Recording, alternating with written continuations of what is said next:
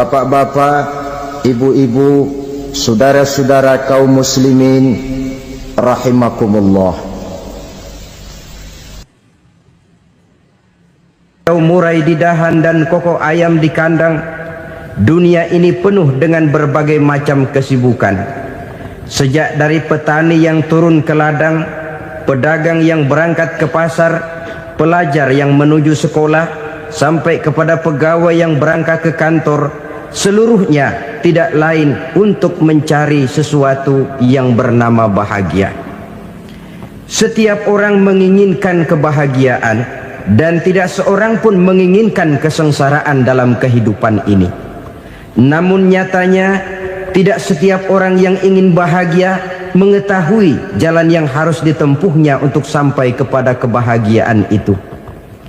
Maka pada kesempatan pertemuan kali ini, saya ingin menyampaikan sebuah hadis dari junjungan kita baginda Nabi besar Muhammad sallallahu alaihi wasallam yang termuat dalam kitab Mukhtarul Ahadits An-Nabawiyah, di mana beliau bersabda, arba'un min sa'adatil mar'i.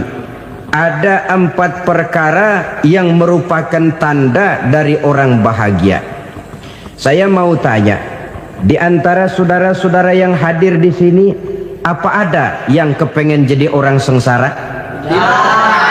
Seluruhnya tentu ingin mendapatkan kebahagiaan.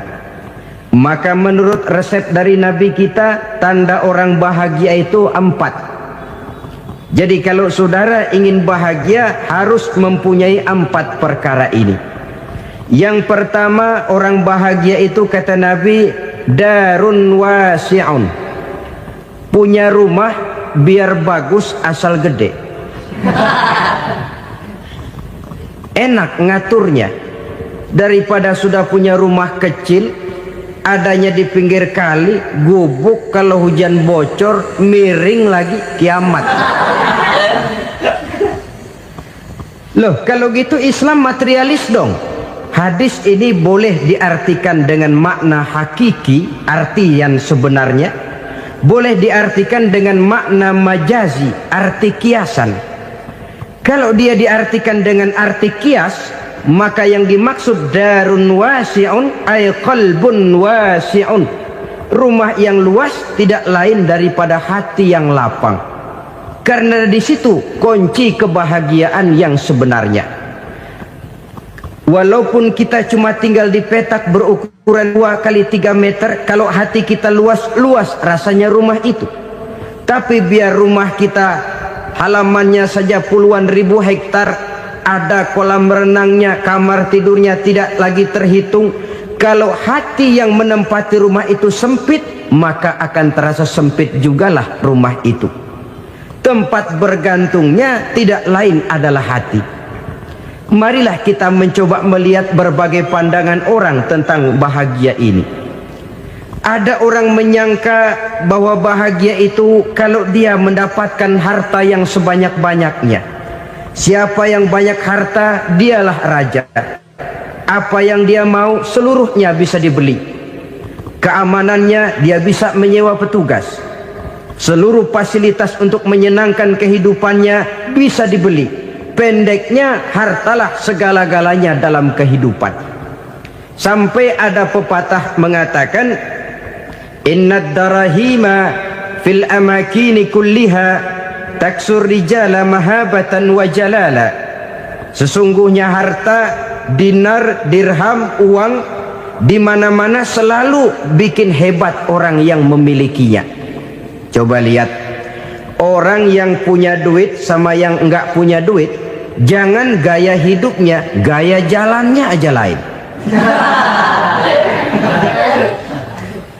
Wahia lisanun liman arada fasahatan, wahia silahun liman arada qitala. Uang adalah senjata yang paling ampuh bagi orang yang mau pergi perang, dan lidah yang paling fasih bagi orang yang mau bicara. Kalau bicara dengan lidah macet, cobalah bicara dengan harta, lancar. Sampai ada pepatah demikian, segalanya bisa diatur dengan harta. Maka di kalangan orang yang berpandangan semacam itu, seluruh kegiatan hidupnya hanya terfokus kepada bagaimana mengumpulkan harta yang sebanyak-banyaknya. Tidak peduli halal haram, tidak kenal sore pagi siang dan malam, tidak sempat sujud, jauh dari agama, jauh dari kehidupan yang bersifat ruhaniyah, jauh dari Allah dan sebagainya, sampai dalam Al-Quran dikelompokkan dalam kelompok yang dinamakan lumazah.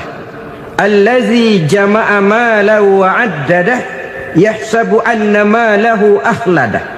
Mereka mengumpul-ngumpulkan harta sebanyak-banyaknya dan menyangka bahwa harta yang banyak itu dapat mengekalkan hidupnya, mengekalkan kekayaannya, mengekalkan kebahagiaannya. Saudara hadirin yang berbahagia, kalau pandangan hidup ini benar, artinya kalau harta memang merupakan satu-satunya hal yang dapat membuat orang bahagia, tentu di rumah mewah tidak akan pernah ada tangis derita. Tentu di satu tempat di mana fasilitas hidup serba menunjang tidak ada yang namanya penderitaan. Tapi suka dan duka, sedih dan gembira, senyum dan tawa adalah milik setiap orang, baik dia punya harta maupun dia tidak punya harta. Nyatalah bahwa harta semata-mata bukan merupakan jaminan bahwa orang akan bahagia, walaupun tanpa harta orang sulit untuk bahagia. Saya mau cerita, ada orang super kaya, namanya Aristotle Onassis, raja tanker Yunani.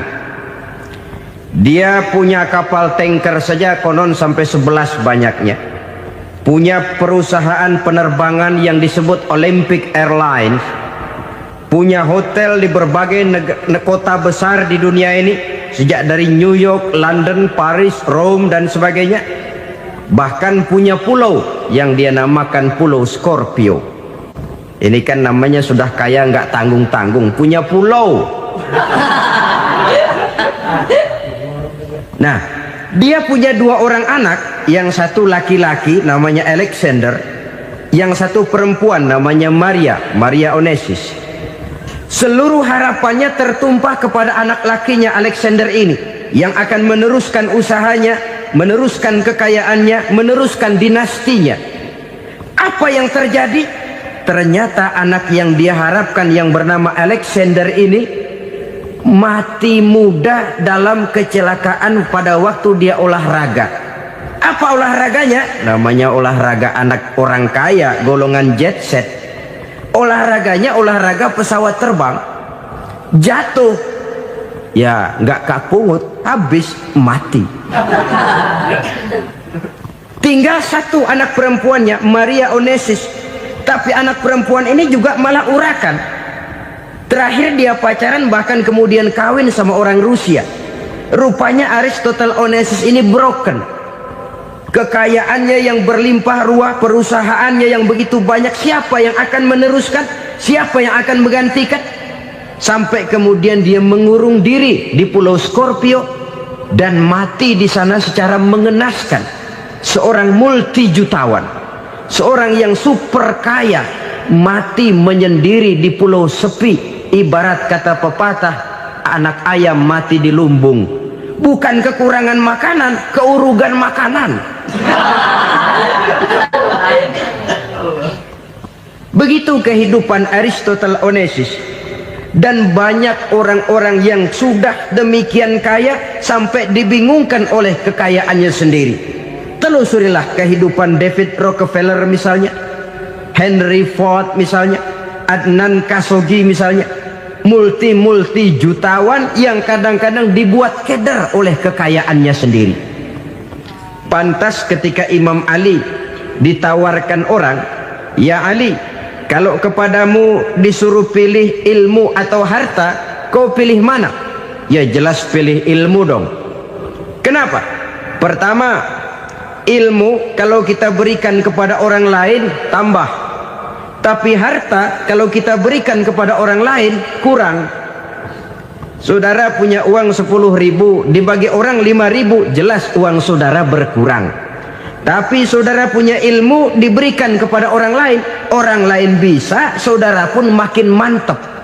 Tidak lantas jadi bodoh karena ngajarin orang.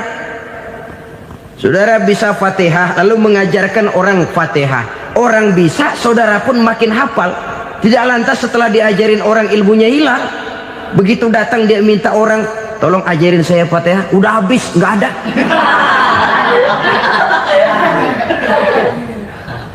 Yang kedua kata Imam Ali, ilmu menjaga kita. Kalau harta kita yang harus jaga. Makin banyak ilmu makin terpelihara diri seharusnya. Tetapi makin banyak harta makin bingung kita jaganya. Sampai kadang-kadang kalau perlu seluruh keliling rumah dipasangi alarm. Belum cukup disewakan anjing besar-besar, pasang di depan pintu, awas anjing galak. Masih belum cukup juga, cari centeng tukang-tukang kepruk jaga rumah. Masih terasa belum aman, padahal rumahnya dikelilingi tembok besar. Di balik tembok ada pintu-pintunya tebal. Di balik pintu itu terbuka masuk kamar, kamar pun ada pintunya, pintunya pun kuat. Masuk ke dalam kamar ada lemari, lemarinya pun pintunya kuat, dikunci, kuncinya pun kuat. Tapi terhadap seluruhnya yang timbul cuma sekedar was-was saja. Kesimpulannya sekali lagi, tanpa harta orang memang sulit untuk bahagia. Tapi harta semata-mata tidak merupakan jaminan orang akan bahagia. Dengan hati yang luas, itu modal utama untuk mencapai kebahagiaan hidup. Orang yang hatinya luas, saudara-saudara, punya hati yang lapang, melihat kenyataan hidup ini, dia bersyukur senantiasa kepada Allah. Lantas tidak timbul hasud dan iri hatinya. Oleh karena itu jiwanya selalu lapang. Kalau tidak, cupik hati namanya, dangkal pandangan, tidak senang melihat orang lain dapat nikmat, dan itu sering dijadikan contoh. Kalau orang yang lapang dada, dia lihat tetangganya beli TV baru, dia berkata, alhamdulillah ya, tetangga kita beli TV, mudah-mudahan kita bisa ikut nonton. Lapang dadanya. Tapi orang yang sempit hati, lihat tetangga beli televisi, meriang. Enggak dia apa-apain, meriang. Besoknya dengar tetangga beli motor, makin sakit, ke rumah sakit. Lalu di rumah sakit dengar tetangganya beli mobil, mati. Disiksa oleh perasaannya sendiri. Orang kalau hati sudah sempit dalam hidup, kemanapun dia pergi, sempit rasanya medan kehidupannya. Kemudian kita melihat juga ada orang yang menilai bahwa bahagia itu katanya kalau punya kedudukan yang tinggi, pangkat yang agung, wibawa yang besar. Mungkin betul, tapi mungkin juga tidak. Bergantung kepada hati orang yang punya pangkat itu. Sama dengan harta tadi. Harta akan membawa bahagia kalau dia jatuh ke tangan orang yang berhati lapang. Tapi harta akan jadi bencana kalau jatuh ke tangan hati orang yang sempit. Pangkat akan membawa bahaya kalau jatuh di tangan hati orang yang sempit. Lebih dari itu, kenyataan mengajarkan kepada kita bahwa ternyata pangkat dan jabatan tidak selamanya memberikan kebahagiaan dalam kehidupan. Bahkan resikonya kelewat besar. Beberapa bukti kita bisa ambil dari para pemimpin dunia yang menjadi korban lantaran pangkat dan jabatan yang disandangnya. Saudara ingat Presiden Abraham Lincoln dan John Kennedy dari Amerika? Dibunuh orang.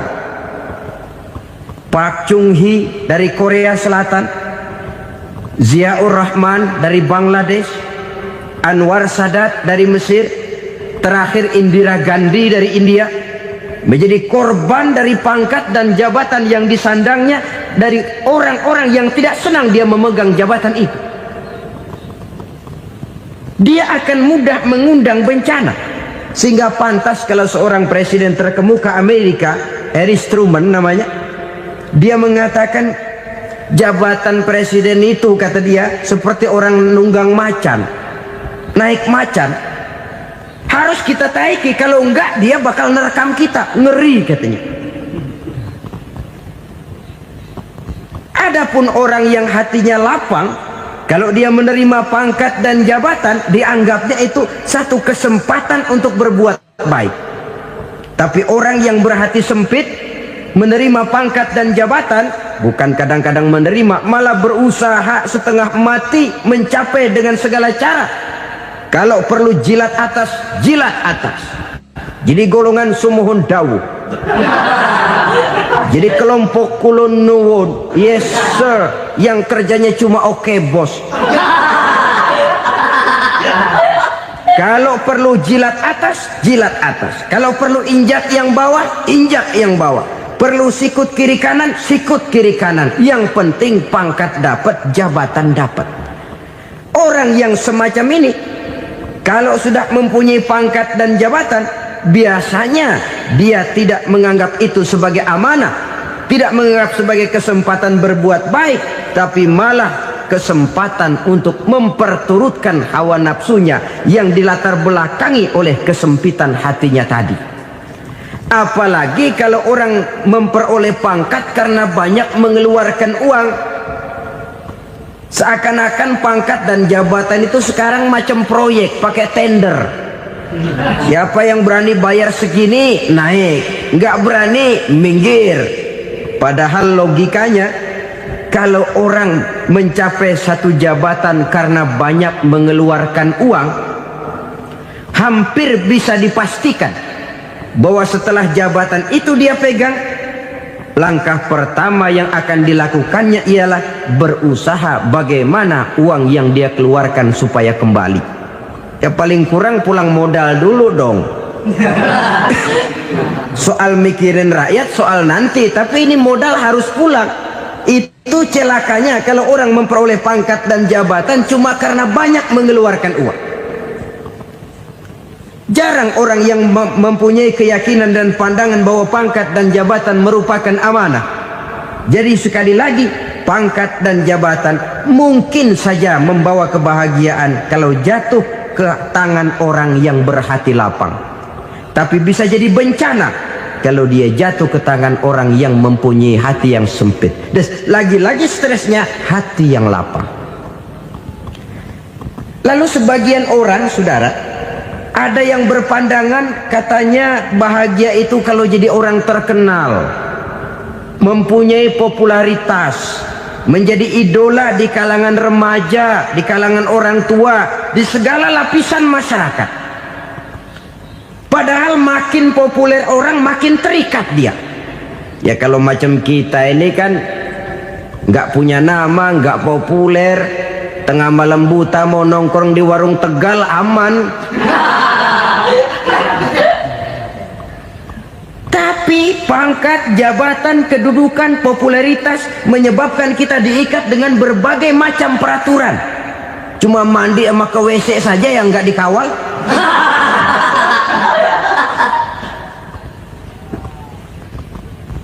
Benarkah popularitas, ketenaran membawa kebahagiaan? Mungkin. Ya, tapi mungkin juga tidak. Kenapa? Banyak orang-orang populer yang mengakhiri hidupnya secara tragis. Kita ambil beberapa nama. Di Amerika tahun 60-an ada bintang seksi paling terkenal yang dijuluki seks bom. Bom seks. Sampai sekarang jadi legenda, namanya Marilyn Monroe. Singkatan doublenya itu inisialnya MM, Marilyn Monroe. Terkenal top sampai dia mati tahun 62. Namanya sekarang masih saja dibicarakan orang. Kenapa dia bunuh diri? Tidak punya hartakah dia? Banyak. Kurang populerkah dia? Seluruh dunia mengenalnya. Sejak rakyat kecil sampai pejabat tinggi dia punya hubungan. Kenapa?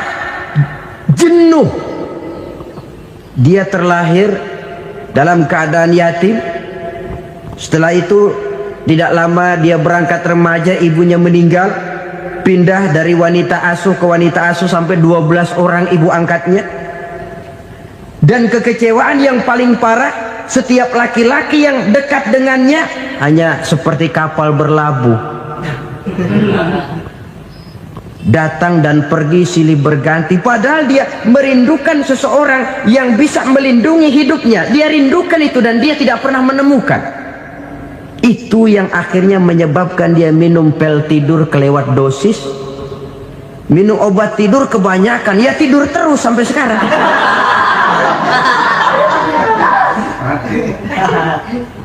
Dia mengakui, saya telah memiliki ketenaran, tapi saya tidak pernah hidup dalam ketenaran itu.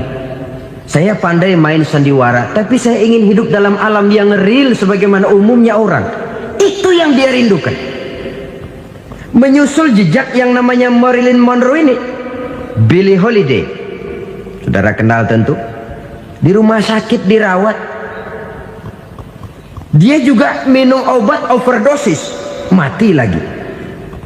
Jimi Hendrix minum obat tidur overdosis kelewat batas, mati lagi. Lalu yang menghanyutkan diri di danau, Janis Joplin dan Brian Jones. Ini orang-orang populer, orang-orang terkemuka yang mengakhiri hidup secara tragis, bukan karena tidak terkenal, mungkin karena sudah saking terkenalnya. Contoh paling belakangan, Bruce Lee. Wah, ini tukang-tukang kepruk tentu kenal siapa dia. Sampai sekarang pun tabir kematiannya masih merupakan misteri. Dan yang masih hidup juga menunjukkan gejala yang aneh. Michael Jackson, rumahnya di Beverly Hills itu dijaga sedemikian rupa, dan dia selalu curiga kepada setiap makanan harus steril, bersih dari segala macam kimia. Kemana dia pergi, itu tukang-tukang kepruk sudah selalu menjaga dan mengawal, dan dia seakan takut menunjukkan mukanya yang asli. Hingga kalau tampil ke tengah di luar show, dia kadang memakai pakaian yang tidak menunjukkan dia yang sebenarnya, takut dikenali orang. Ternyata popularitas sering jadi momok yang meracuni kehidupan manusia. Oleh karena itu, benarlah junjungan kita pada saat beliau mengajarkan orang akan bahagia kalau dia mempunyai hati yang lapang. Nah, sekarang masalahnya untuk mendapatkan hati yang lapang, caranya bagaimana? Kita kembali kepada konsep Quran. Allah mengajarkan, ala inna bidzikrillahi tatmainnul qulub. Ketahuilah bahwa dengan banyak mengingat Allah, hati akan tenang, jiwa akan lapang. Dengan kata lain, dekat dengan agama, merasakan kehadiran Allah dekat dalam hidup. Itu muara pertama untuk mencapai hati yang lapang. Ala inna bidzikrillahi tatmainnul qulub. Jangan macam orang sekarang ingin mendapatkan ketenangan lalu tapak di puncak gunung, di gua-gua, di tempat sepi. Iyalah kalau nggak ada ular. Kalau tergigit ular berbisa, ketenangan belum, mati jelas itu. Islam positif untuk mendapatkan ketenangan. Ala inna bidzikrillahi tatmainnul qulubi. Bahwa ketahuilah bahwa dengan banyak mengingat Allah, hati akan tenang, jiwa akan lapang, nuansa pikiran akan luas. Karena yang namanya bahagia ada dimanapun manusia berada. Di kampung ada bahagia, di kota ada bahagia, di ngarai, di lembah, di gunung, di hutan, di lautan, di angkasa luar, dimanapun bahagia itu ada kalau kita bermodalkan hati yang lapang ini. Dan hati akan lapang kalau kita dekat dengan agama. Dekat dengan harta buat sementara hati mungkin tenang, tapi ketenangan yang relatif dan temporer. Apalagi orang tiap kali tambah harta, tiap kali tambah rencana. Itu wajar. Mungkin sebelumnya saudara berpikir, kalau punya duit 5.000 enak nih. Begitu punya duit 5.000, aduh sayang kalau 10.000 aja. Tiap kali tambah harta, tiap kali lain rencana. Makin banyak rencana, makin menjauhkan kita dari yang namanya ketenangan. Padahal ketenangan merupakan unsur utama untuk mencapai bahagia. Dan ketenangan itu bermuara dalam hati manusia. Tengoklah kehidupan ini. Orang yang banyak harta dengan orang miskin, berbedakah rasa sakit yang mereka tanggungkan? Rasanya tidak. Walaupun si kaya tidur di kasur empuk berselimutkan sutra mahal, sementara si miskin meringkuk di balai bambu yang keras dan kasar. Apabila maut datang, dia juga tidak pernah pilih bulu. Maut datang menjemput si kaya di singgasana keemasannya, dikelilingi oleh para pengasuh, dayang dan inang serta para pengawal. Dan maut pun datang menjemput si miskin papa, sehingga ia tergelepar di tepian jalan. Kedua-duanya bernama mati. Kalau nyata bahwa sakit yang ditanggung si kaya tidak beda dengan sakit yang ditanggung si miskin, bukan harta semata yang membuat orang bahagia. Hati yang tenang, jiwa yang lapang penuh kedamaian karena banyak berzikir dan mengingat Allah, itu merupakan modal utama untuk mencapai sesuatu yang bernama bahagia.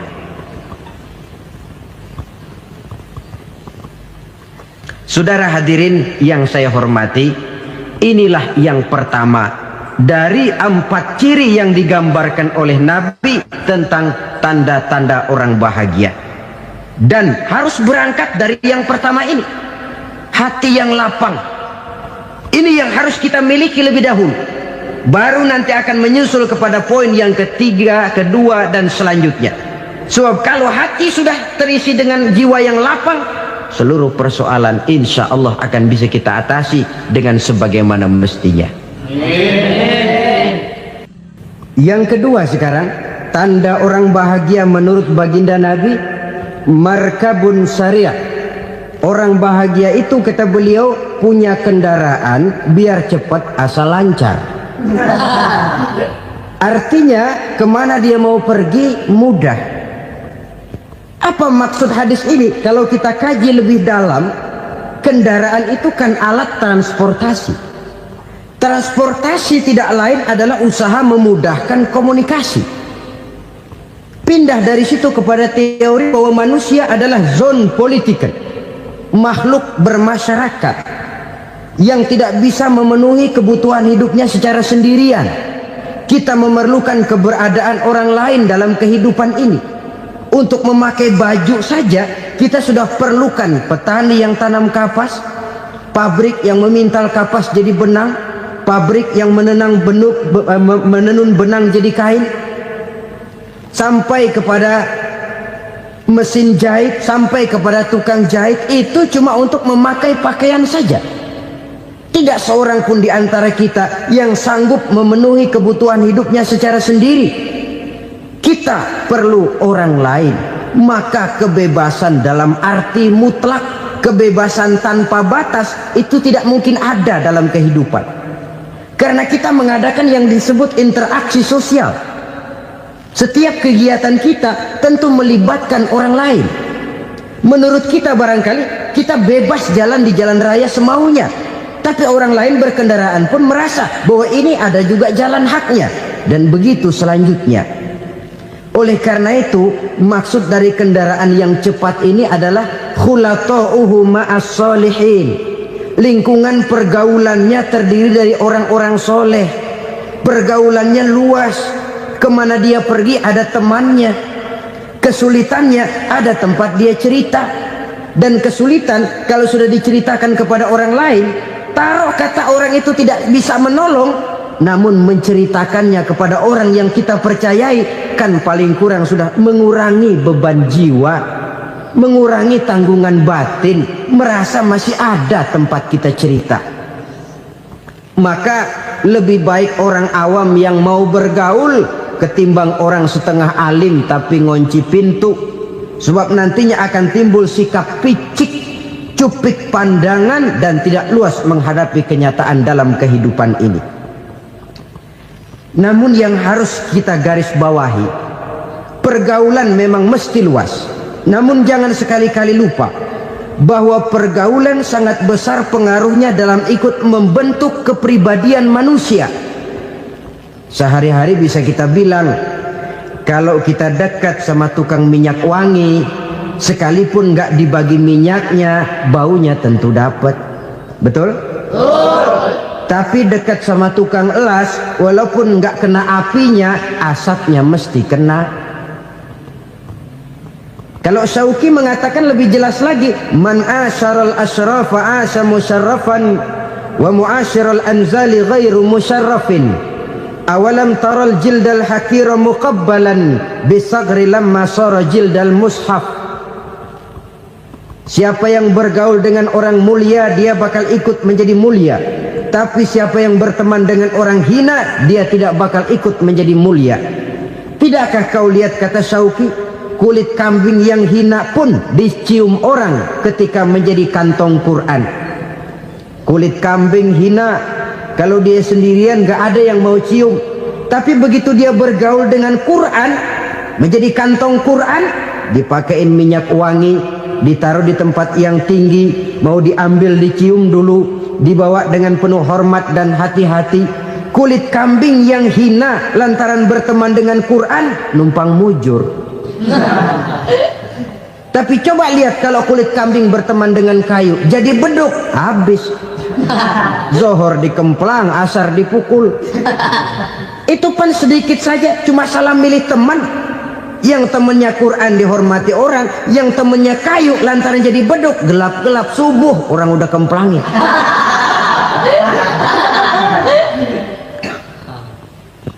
Maka terutama kepada adik-adik remaja yang masih mencari identitas diri, yang ibarat kaset masih kaset kosong, mudah diisi oleh apapun, pandai-pandailah memilih teman dalam bergaul. Karena banyak orang yang tadinya baik-baik, ketika terseret dalam pergaulan dengan orang yang tidak baik, kebaikannya menjadi lentur dan luntur. Tapi berapa banyak bajingan-bajingan tengik, orang-orang yang berlumur noda dan dosa, tiap hari melakukan maksiat, namun bergaul dengan orang yang baik-baik, pada akhirnya sedikit demi sedikit beringsut dan berangsur dia terbiasa mengikuti kebaikan-kebaikan. Saya tekankan ini kepada remaja karena mereka masih mencari identitas diri. Apa yang mereka lihat mereka mau, apa yang mereka dengar mereka ingin tahu. Coba lihat kehidupan remaja. Pulang nonton film Rambo, pengen jadi Rambo, gagah, maunya belekai melulu. Pulang nonton film Superman, pengen bisa terbang. Pulang nonton India, nyanyi melulu. Wajar, mereka masih mencari identitas diri. Saya ini sebenarnya siapa? Lingkungan, pergaulan akan membentuk itu. Karena itu pandai-pandailah bergaul, karena ia sangat besar pengaruhnya dalam ikut membentuk kepribadian manusia. Apalagi sifat yang jelek lebih cepat menularnya ketimbang sifat yang baik. Sifat yang baik, watak yang soleh itu lambat sekali untuk menular. Tapi yang tidak baik, kan prosesnya mah kalau remaja biasanya mula-mula dengar. Karena dengar lalu pengen tahu. Karena pengen tahu lalu ngeliatin. Begitu ngeliatin kan pengen nyobain. Setelah nyobain ketagihan. Nah, ini prosesnya. Yang namanya ganja, morfin, narkotik, awalnya kan begitu. Mula-mula dengar, katanya kalau sudah fly to the sky, sudah melayang ke langit katanya, disitulah puncak kebahagiaan. Mulanya cuma dengar. Karena dengar pengen tahu. Karena pengen tahu lalu ngeliat, kumpul sama orang yang suka ngeganja. Setelah ngeliat, nah pengen ngerasain. Begitu ngerasain enak juga, ketagihan. Kalau sudah ketagihan jadi penyakit kronis, bisa merembet kepada yang lain. Iya, kalau orang tuanya mampu untuk beli morfin, beli ganja. Kalau tidak kan pikirannya ngayap, jemuran siapa ya gue sabet. Timbullah perbuatan-perbuatan negatif yang bermula dari salah pergaulan. Apalagi buat adik-adik remaja yang tinggal di kota-kota besar, yang pengaruh budaya, pengaruh kesenian, pengaruh struktur kehidupan yang nampak makin individualistis, di mana persaingan tajam, tensi ekonomi tinggi, orang mudah mengalami stres. Pandai-pandailah dalam bergaul, sekali lagi, karena ia sangat besar pengaruhnya dalam ikut membentuk kepribadian manusia. Orang bahagia punya kendaraan yang cepat, artinya punya pergaulan yang luas, dan lingkungan pergaulannya terdiri dari orang-orang yang soleh. Kemana dia pergi ada teman, kesulitannya ada tempat dia cerita. Tapi kalau sudah menyendiri, hidup sendiri, kesulitan dipikiri sendiri, bisa mati belum waktunya. Tidak ada tempat berbagi rasa, tidak ada tempat bercerita, tidak ada tempat mengurangi beban dalam kehidupan. Pantas betul kalau Islam sangat menggalakkan dan menganjurkan orang kalau sudah sampai waktunya itu untuk melangsungkan nikah. Kata Nabi, ya ma'syaras syabab man istata'a minkumul ba'at falyatazawwaj. Hai para pemuda, kalau sudah mampu memberi nafkah, kawinlah, nikahlah kamu. Kenapa? Sudah ada teman hidup, tempat berbagi rasa. Kesulitan kalau ada tempat cerita akan lebih ringan ketimbang kita telan sendiri, walaupun bobot kesulitannya sama beratnya. Saudara-saudara kaum muslimin rahimakumullah, inilah ciri yang kedua, punya kendaraan biar cepat asal lancar. Kemana kita mau pergi gampang. Dengan kata lain, setelah hati yang luas, pergaulan yang luas. Dua. Yang ketiga sekarang, tanda orang bahagia itu menurut Nabi, misbahun mudhi'un, punya lampu yang terang. Oh, itu enggak problem. Sekarang sudah zamannya listrik masuk desa, Pak. Lampu sudah terang semua. Betul, kalau itu yang dimaksud. Tapi tidak cuma itu. Karena lampu yang dimaksud di sini, lampu yang akan menerangi seluruh perjalanan hidup. Dan perjalanan hidup itu sudah dimulai sejak kita terlahir ke alam ini, sampai masuk ke alam barzakh, kumpul di padang mahsyar, sampai ke akhirat. Lampu yang menerangi itu yang diperlukan. Kalau lampu, katakanlah yang paling top sekarang kan lampu jenis Mercury. Taruhlah itu di rumah kita, dia cuma menerangi rumah kita, menerangi hati pun tidak sanggup. Bila kita masuk ke alam barzakh, alam kubur, sanggupkah si Mercury yang begitu terang menerangi alam barzakh kita? Tidak sanggup lagi. Sanggupkah lampu yang ratusan watt, bahkan puluhan ribu watt menerangi kehidupan di padang mahsyar? Tidak akan sanggup lagi.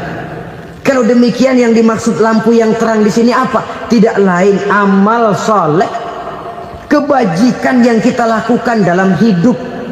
Itu yang akan jadi lampu penerang. Di dunia nama kita akan terang, jasad kita boleh hancur terkubur tanah, tapi nama kita akan dikenang orang. Begitulah kalau orang meninggalkan kebajikan dalam hidup seperti sekarang.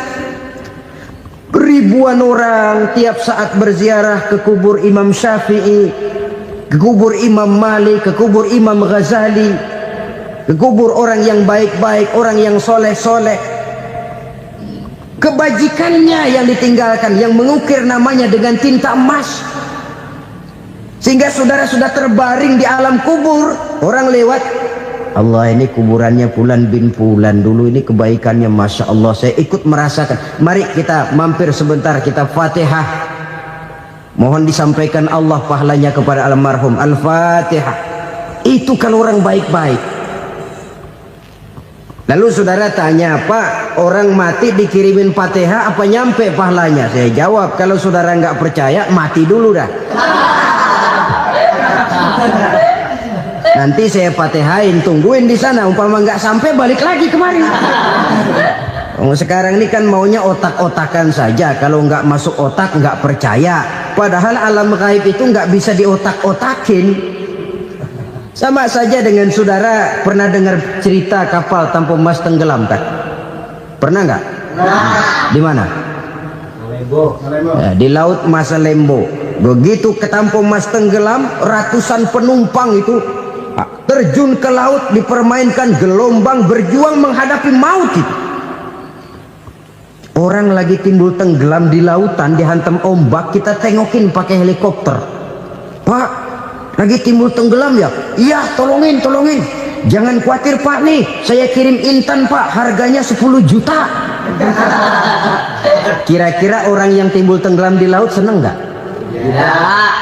Kan mahal toh intan 10 juta. Kenapa dia nggak senang? Karena intan 10 juta dalam kondisi seperti itu tidak sanggup menyelamatkan dia. Dia akan girang kalau dikirimin ban mobil bekas, dikirimin papan terentang atau bambu.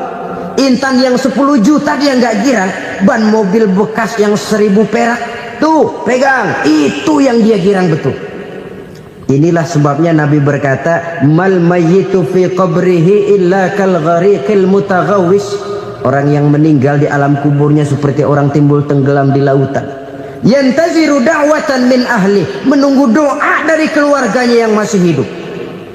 Duh, bapak saya sudah meninggal, saya sayang benar sama dia. Kirimin kulkas ke kuburannya Itu sama saja dengan tadi orang tenggelam di lautan dikirimi intan yang harganya 10 juta, tidak sampai. Begitulah kalau kebajikan yang kita tinggalkan dalam hidup, sudah mati pun kubur kita masih diziarahi orang. Tapi kalau jahat yang kita tinggalkan, boro-boro lah orang mau doa lewat dekat kuburan kita juga serem. Tuh bajingan no, dulu mati dipendem di situ tuh. Jangan lewat situ, ntar kesurupan, jangan. Lewat saja orang ngeri. Konon lagi membacakan Fatihah dan mengirimkan doa. Hidup pada hakikatnya adalah kesempatan untuk berbuat baik. Maka sekali kesempatan itu diberikan, manfaatkan dengan sebaiknya. Sebab kesempatan kedua tidak akan pernah ada. Kesempatan berbuat baik di sini, di akhirat sudah pembalasan namanya. Sekali kesempatan itu dicabut, dia tidak akan pernah dikembalikan lagi.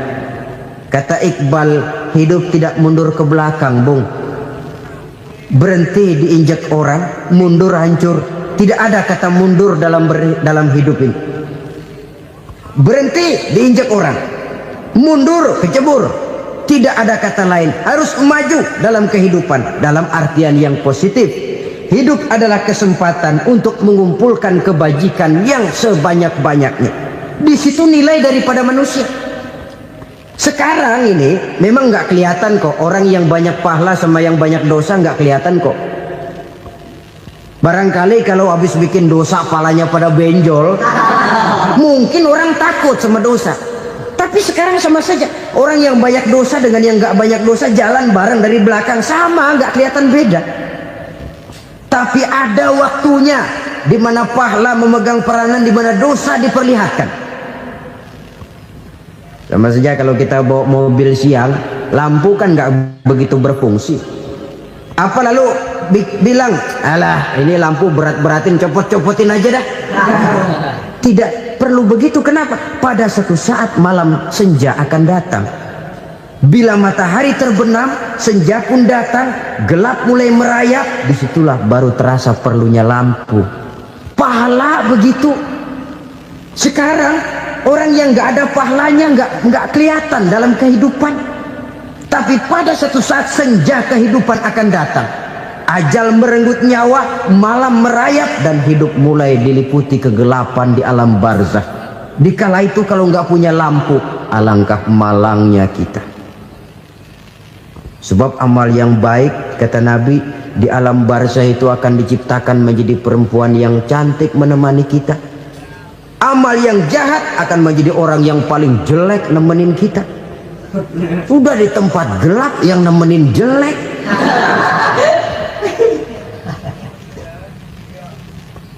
Kaum muslimin rahimakumullah. Kalau demikian masalahnya, tergantunglah kita pandai memanfaatkan waktu. Al-waktu kasayf, waktu itu cepat sekali. Yang namanya waktu itu tahu-tahu. Tahu-tahu udah tahun 87. Tahu-tahu udah begitu. Tahu-tahu yang kemarin anak-anak, sekarang udah pada punya anak. tahu-tahu saja itu. Begitu cepat waktu berlalu. Kalau tidaklah pandai kita memanfaatkannya, akan rugi kita. Nabi bersabda, "Man kana yaumuhu khairun min amsihi fahuwa rabih." Barang siapa yang hari ini lebih baik daripada hari kemarin, itu orang untung. Hari ini lebih baik daripada kemarin. Bulan ini lebih baik dari bulan kemarin. Tahun ini lebih baik dari tahun kemarin. Itu orang yang beruntung. Tahun kemarin sembahyangnya maghrib doang, sekarang udah tambah isya. Tahun kemarin cuman Idul Fitri aja ngancem bener, sekarang udah tambah Jumat, lalu tambah lagi maghrib, tambah lagi isya, dan selanjutnya. Hari ini lebih baik daripada kemarin, itu orang yang beruntung. Wa man kana yaumuhu mislu amsihi fahuwa khasir. Lalu barang siapa yang hari ini sama saja dengan hari kemarin, itu orang rugi. Hari ini sama dengan kemarin, rugi itu. Bulan ini begitu, bulan kemarin begitu, tahun ini begitu, tahun lalu juga begitu. Rugi itu orang. Rugi apa? Rugi umur. Umur tambah, amalan gak pernah tambah. Dan saya pikir lebih merupakan azab ketimbang nikmat kalau orang dikasih panjang umur cuma untuk numpuk dosa. Mending mana? Panjang umur banyak dosa sama pendek umur dikit dosa. Mending mana? Mending mana? Ya, paling mending tentu panjang umur banyak pahala. Tapi kalau tidak, sekali lagi, lebih merupakan azab ketimbang nikmat kalau orang diberikan panjang umur tapi cuma untuk sekedar menumpuk dosa. Kehilangan kesadaran bahwa dunia bukan terminal akhir dari satu perjalanan. Dia cuma halte di mana kita berhenti sebentar untuk menuju kepada terminal yang hakiki. Saudara-saudara kaum muslimin rahimakumullah, inilah lampu yang akan menerangi kehidupan. Amal yang kita lakukan di dalam kehidupan. Jadi yang dimaksud dengan lampu yang terang, kebajikan yang kita kerjakan dalam hidup. Nah, setiap orang di awal tadi saya bilang ingin bahagia. Bahagia itu kan hakikatnya kumpulan senang dan selamat. Senang, selamat. Apa bedanya? Senang tapi tidak selamat, nggak bahagia. Selamat tapi nggak senang, nggak bahagia orang. Contoh, kalau orang korupsi, duitnya banyak, senang dia, tapi keselamatannya. Ada tentara baris di samping rumahnya udah bingung, padahal tentara latihan. Tentara cuma latihan, dia bingung. Senang, tapi karena keselamatannya tidak terjamin, dia tidak bahagia. Sebaliknya pegawai negeri jujur benar, cuma segaji-gajinya, selamat nggak korupsi, tapi melarat, ya nggak bahagia juga, kurang senang. Kesenangan dan keselamatan untuk dunia saja, ya sekali lagi, kalau cuma sekedar untuk dunia saja, bisa dibeli pakai uang. Bisa dibeli pakai uang. Saudara ingin selamat, bisa dibeli pakai uang. Saudara ingin senang, bisa dibeli dengan uang. Tapi setelah mati, masuk ke alam barzah, habis kekuasaan uang. Nggak bisa lagi beli keselamatan pakai uang. Tidak mungkin lagi membeli kesenangan dengan uang. Di situ pahala yang megang peranan. Makin banyak pahala, makin banyak saham untuk membeli kesenangan dan keselamatan, untuk memperoleh yang namanya bahagia. Dan jangan lupa loh, di alam barzah kita nggak sebentar, menunggu datangnya kiamat. Loh iya, kalau kita begitu dikuburin terus kiamat datang, untung. Tapi kalau masih harus 1000, 2000, puluhan ribu tahun yang akan datang, dalam satu penantian yang begitu lama, tanpa saham untuk memperoleh kebahagiaan, satu kemalangan yang tidak ada pernah putus-putusnya. Janganlah tergelincir oleh kebahagiaan sebentar yang menipu dengan mengorbankan kebahagiaan hakiki yang berjangka panjang. Apa artinya senyum sejenak kalau harus ditebus dengan tangis seumur hidup? Biarlah kita minum jamu, pahit memang, getir memang, tapi kan besok badan sehat. Daripada sekarang minum sirup, manis memang, enak memang, tapi bibir pada jontor besoknya. sirawan, batuk, nggak karu-karuan. Banyak orang tertipu oleh kesenangan yang sebentar, padahal laisa kullu ma yalma'u zahaban. Belum tentu semua yang berkilat itu emas, belum tentu semua yang gemerlap itu intan. Karena itu marilah manfaatkan kesempatan yang diberikan Allah ini untuk mengumpulkan kebajikan yang sebanyak-banyaknya. Yang terakhir sekarang, yang keempat, tanda orang bahagia kata Nabi. Zaujatun salihah. Orang bahagia itu tanda yang keempat kata Nabi, punya istri biar cakep asal taat. Sudah surga itu sudah. Cakep taat.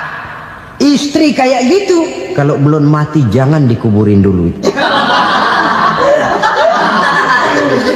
Sudah cakep taat lagi, tapi kadang-kadang enggak, udah jelek ngadat melulu. Apa yang mau dipilih? Sebab itu Quran mengatakan istri pakaian untuk suami, suami pakaian untuk istri. Kenapa suami istri diibaratkan pakaian? Alangkah tingginya gaya bahasa Quran ini.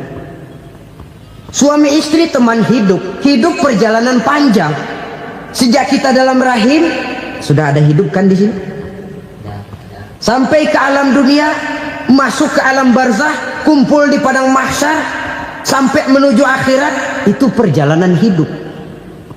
Carilah istri atau suami teman hidup yang membawa manfaat tidak hanya kehidupan di dunia ini, sampai di alam barzah, sampai di padang mahsyar.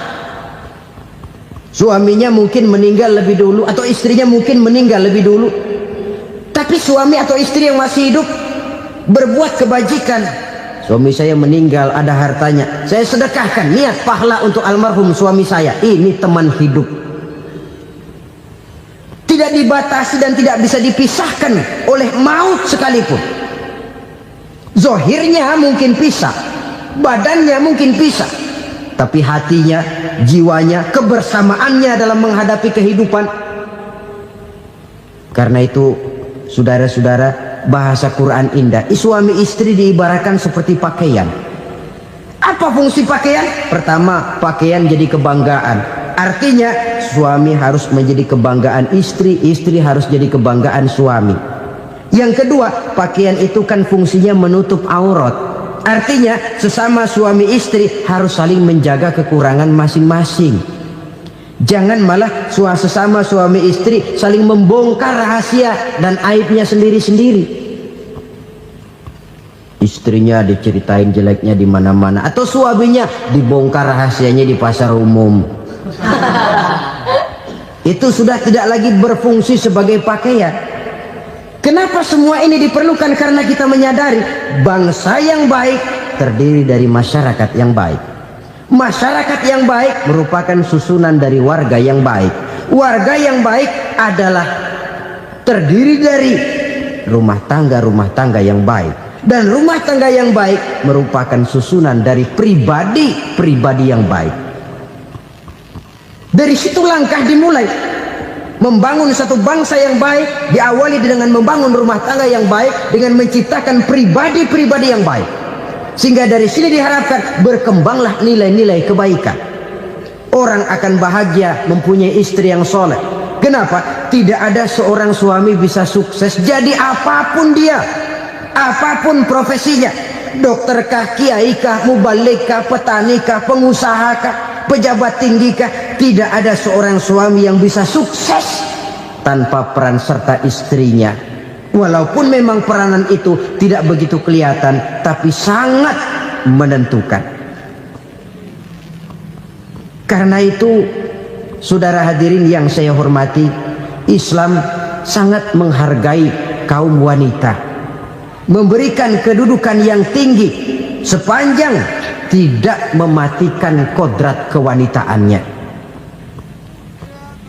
Nah, kalau sudah kesuksesan ini diawali dari rumah tangga, karier di masyarakat mudah untuk dikejar.